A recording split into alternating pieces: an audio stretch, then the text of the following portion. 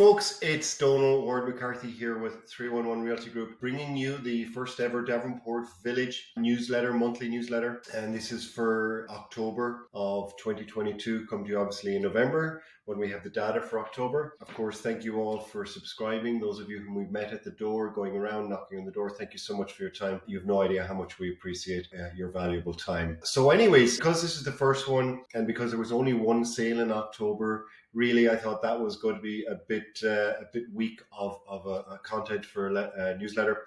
So what I wanted to do for Davenport Village is I basically pulled all the listings and all the sales of 2022. Oddly enough, there have been 22 thus far. I wanted to put together a sheet which kind of helped compile all that data, give us some perspective as to what's going on both in the market. All of this as well too that we're looking at, there will be downloads for you. There'll be a link somewhere in the email my assistant puts together. Also, there is a link to my GTA, kind of my greater picture, what's going on macro in regards to inflation, supply, demand, where we're possibly going in 2023 with interest rate hikes. So we kind of look at that in the kind of general. There's also a section on this email where there'll be a link for that too. Let's jump into Davenport Village. So like I say, there were 22 sales. So this one actually was the first one of this year. I'm not going to spend too long on it. I just want to give you a bit of an idea how to read these things, the more important factors. So here you can see there's a section here that says DOM and it says 7. So this is a property that took 7 days to sell. And because of the listing price being at $699 and sold for $952, it meant it sold for 36% of asking. So that's our sale to listing ratio. That can be above or below, and it helps indicate to us as realtors and as professionals, indeed, where we are in the market in terms of are we in a seller's market, a balanced market, or indeed a buyer's market. The higher that number above our listing, the more we're in a seller's market. The closer we are, let's say 98% of listing value, that's a balanced market. And then if stuff is selling for, let's say 80 to 70% below or 80 or 70% of the asking, we're definitely in a buyer's market, which we have not seen in a long time. We took a look at all of this data here. We comprised it into a sheet like this. Now, I know this is hard to take in.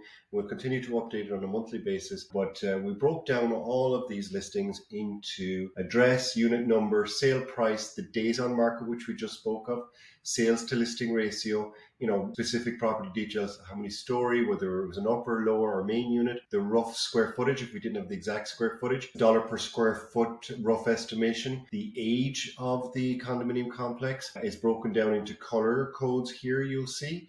The registration of the condo complex, the corporation number, a maintenance fee and a maintenance factorial.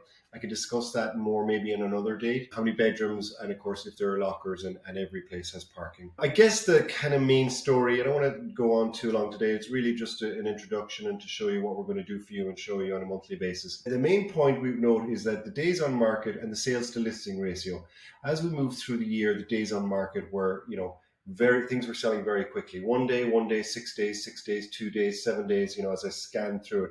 And then we start to see the market from April moving forward when interest rates started to hike. We start to see those 13, 17, 20, and 62, which we've all seen that sign on the corner there as we drive through our lovely complex. Ooh, lots of scrolling here. This one here, right on the corner, 25 turntable, unit 237.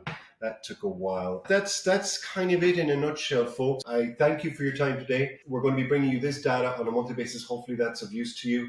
It's still a great seller's market because supply is so tight, but there are still opportunities also for buyers, and upsizing at this time is also a great advantage. Donal Ward McCarthy here, 311 Realty. Do reach out. Any questions at all, we're here for you. Thank you.